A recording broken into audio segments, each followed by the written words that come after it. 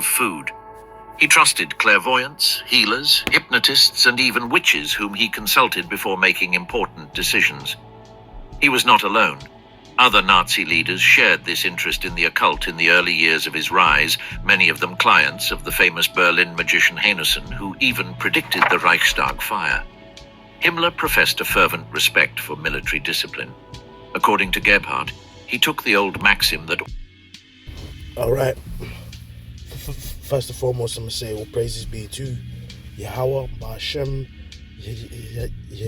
Yahweh Shai, Bahashem Rakah, Kodash. And then I'm going to say double honors to the apostles and unto the elders of Great Millstone, you know? And a quick point I want to speak on is based upon some two clips that I found whilst I was watching a documentary on the Nazi Germany and the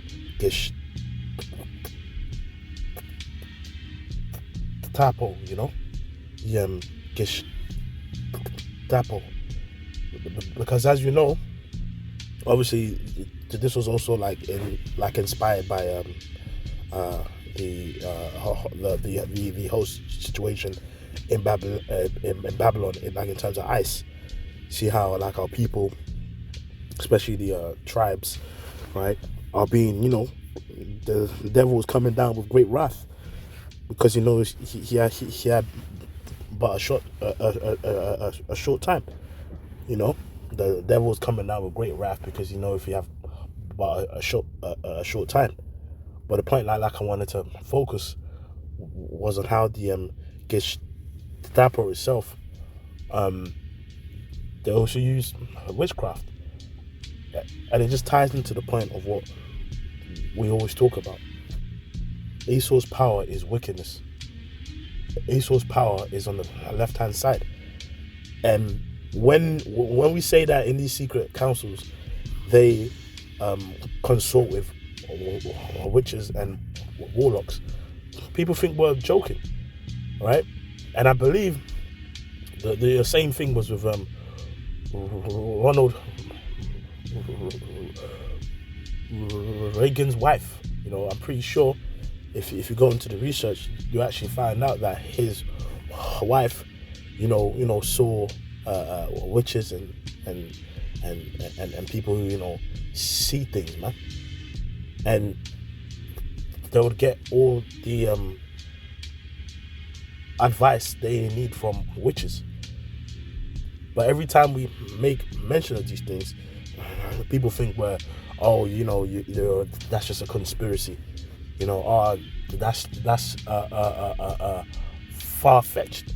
But bro, in these secret councils, bro, they do all manner of witchcraft and sacrifice, because that's the power that is dealing, like that is the power that Esau deals with, which really is simply the left-hand side of the Most High.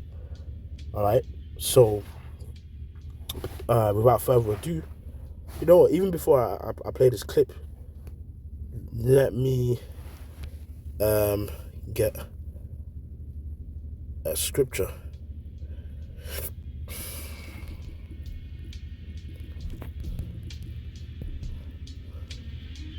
Right, this is 2 Thessalonians, right, chapter 2 and 3 on down. It says, let no man deceive you, let no man deceive you by any means, for that day shall not come except they come and fallen away first, and that man of sin be revealed, the son of perdition. And that's what's happening with Esau. He's been fully exposed, right, as a man of sin, right? They practice witchcraft and wickedness and do all a manner of odious works of witchcraft, man. You know what I mean? And it's like that is what is taking place to this very day, right? See, obviously now you obviously have AI and Palantir and such mediums of research, but it's straight up witchcraft, man. AI is just like that like deep Palantir and that deep witchcraft is exactly that. It's witchcraft, right? It says, "Who opposeth and exalteth himself above all that is called God, or that is worshipped." Yeah, man, that's the spirit. You know what I mean? At Esau, he sets himself up essentially as the Most High. He actually does that, man. All that is worship, so that he sitteth. So he, as the Most High, sitteth in the temple of the Most High, showing himself he is the Most High, and that's really the spirit. I mean, Esau, man, he actually truly's got a God complex, right? And like in terms of the mark of the beast, which is the RFID and implantable chip, right? When that comes to pass, and people take it, they are truly gonna feel like the Most High, man, essentially, because with that chip compounded with their network of spying and research, he wants to know where you are and what you do, and really control thoughts. Right? Scripture speaks about in the forehead and in the hand, which all of that is him, trying to have a God complex, man. All right, it says, let me just skip to the point, verse 8. And then shall that wicked be revealed, whom the Lord shall consume with the spirit of his mouth. And that's exactly what's taking place, right? For a very long time, he would just call it, the white man and such.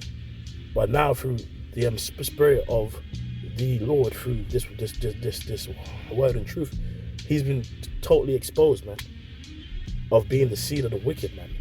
All right, and as being the seed of the wicked, right, just know that they practice all manner of witchcraft and wickedness, whom the Lord shall consume with the spirit of his mouth, and shall destroy with the brightness of his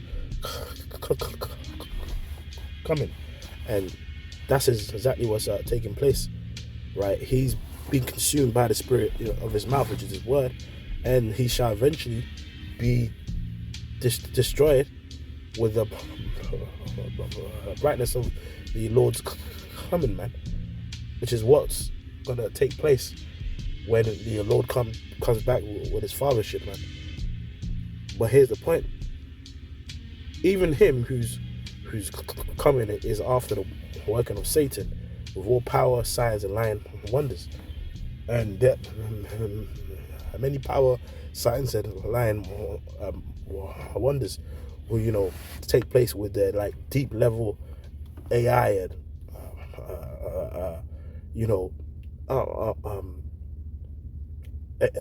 like AI, obviously the mark of the beast and all manner of tech that they've got for the purposes of wickedness. And it's something that we always talk about. Esau, and his tech and his research. Sorry.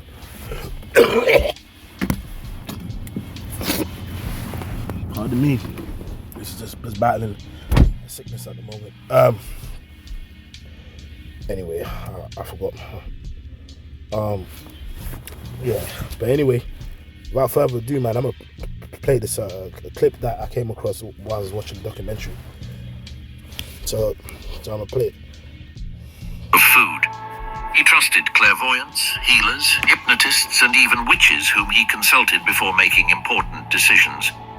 He was not alone. Other Nazi leaders shared this interest in the occult in the early years of his rise, many of them clients of the famous Berlin magician Hanussen, who even predicted the Reichstag fire. Himmler professed a fervent respect for military discipline.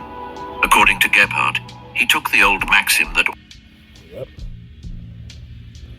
the secret police institute gave Goering immense influence and became a decisive weapon in his confrontation with Röhm. Aware of the value of this resource, Goering refused to cede it to Himmler and the Gestapo. Although the latter could use its services, direct control remained in Goering's hands until the fall of the Third Reich. The Gestapo, for its part, didn't need permission to implement its own methods. Its agents placed hidden microphones in the homes of suspects, often during alleged telephone line repairs or technical inspections. Yeah, so as you see, the first clip touched on the fact that, you know, it was a common thing, you know, like of them using clairvoyance and witches, and that main clairvoyant and a witch that they used was actually a small,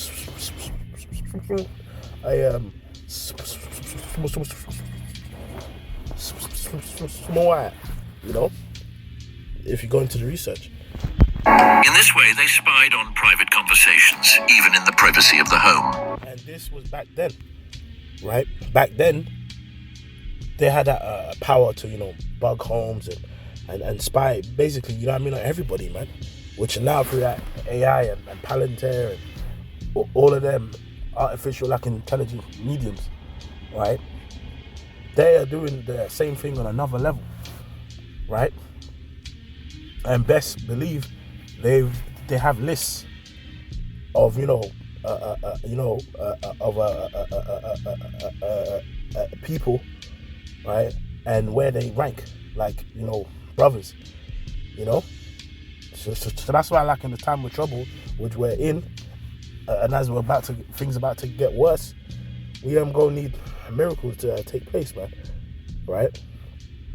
You know, because like eventually a great persecution on the brothers that fear the Lord go and, you know, take place. No one was safe.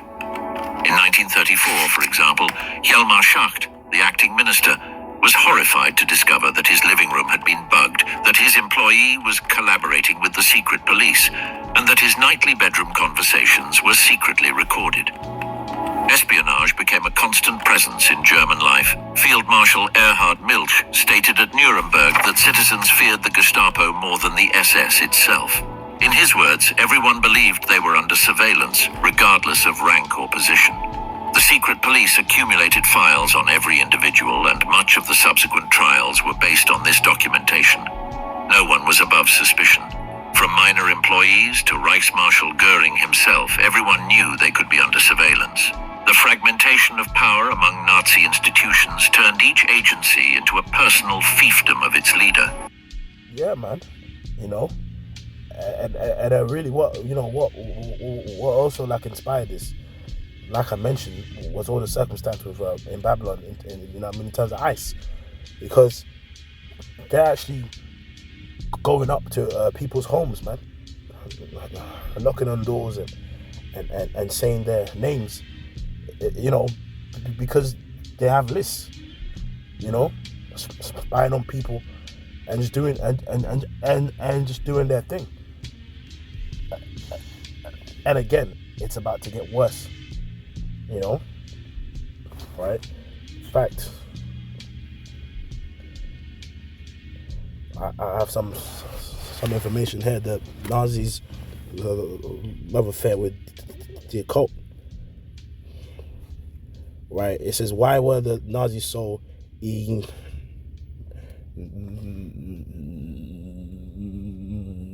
enamored with the occult, pseudo science, and magic? Because that's the spirit, you know what I mean, of Esau. And if you go into the research of spying on people and you know, again, clairvoyance and stuff, that's something that Esau has always done, and best believe he's doing that now. It says, all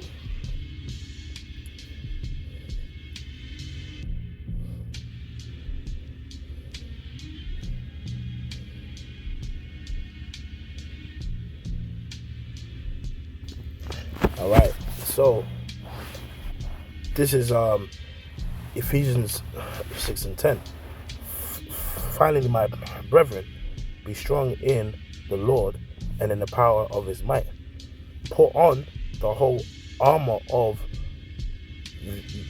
God, that ye may be able to stand against the wiles of the devil. Yeah, man, his trickery, you know, his plans and things that he's got.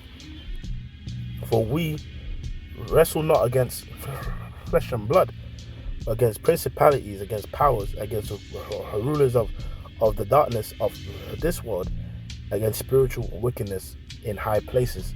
And spiritual wickedness in high places is definitely taking place. These elites, you know, of course, they obviously, you know, try and, you know, curse my brothers and come against my brothers and stuff, but you know what? That ain't gonna work on brothers, man. You see, you know, because as the scripture speaks about in Numbers, you know what I mean, how can you curse who the Lord has blessed? You see, and that was happening back then, you know, with the story of Balaam and that, of an elite of his time trying to, you know, curse the people of Israel. All right, but then eventually he actually told them, look, man, like, instead of cursing these people, you know what I mean, I'm going to put a blessing on these people, but just believe in their secret counsels when we talk about them doing child sacrifice and all manner of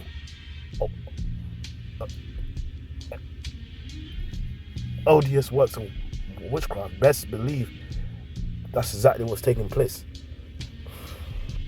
right? Against spiritual wickedness in high places.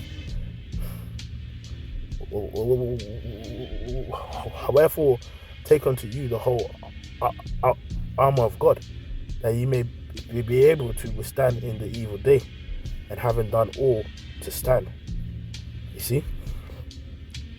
And that's taking place through this word, man. Stand therefore, having your loins girt about with truth, and having on the breastplate of righteousness. Right, this is Isaiah, the 47th chapter, and the 12th verse.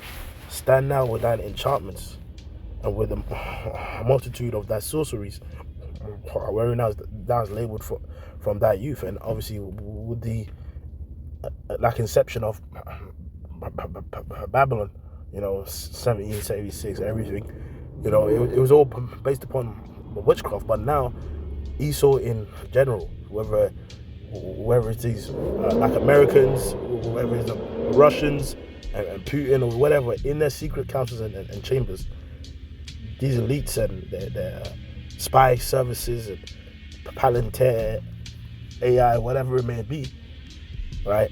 They're all practicing wickedness, right? You know, and straight up witchcraft.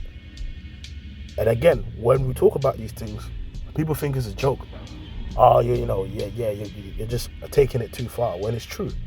And these secret councils and chambers, right, behind closed doors, all manner of wickedness is taking place, right?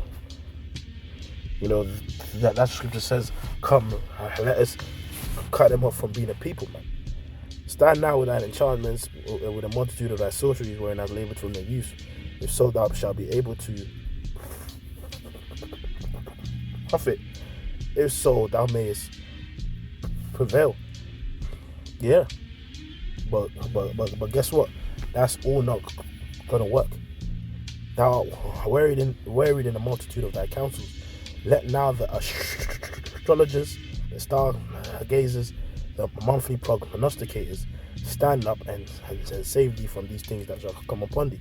Behold, they shall be as stubble, that the fire shall burn them. They shall not deliver themselves from the power of the flame. There shall not be a coal to warm at, nor fire to sit before it. Yeah. So even though in these secret chambers they're doing all manner of wickedness, that all ain't gonna stop the return of the Lord, the end and destruction of Babylon the Great, which is America, and the taking down of Esau, man. Right? Because all these elites and whatever it may be shall be bound with chains, man. Right? And taken down. Because the Lord is about to come and take all authority, man. But yeah, again, I just wanted to do a video based upon those two clips that I came across when I was watching the documentary. You know what I mean? Because the Gestapo, like itself, like in some ways now they're basically doing the same thing that's taking place in Babylon with with ICE, man. Going house to house and snatching people up, and people being apparently shot in the streets or whatever it may be, and it's only gonna get worse, right? You know what I mean? With surveillance and everything that was taking place back then, which is obviously taking place now, but like on a deeper level. You know what I mean? So with that, I'm gonna say all praises be to how about Shema Shai, about Shema Kakadash. Double honors to the apostles and elders of the most. Until next time, I'm gonna say Shalom.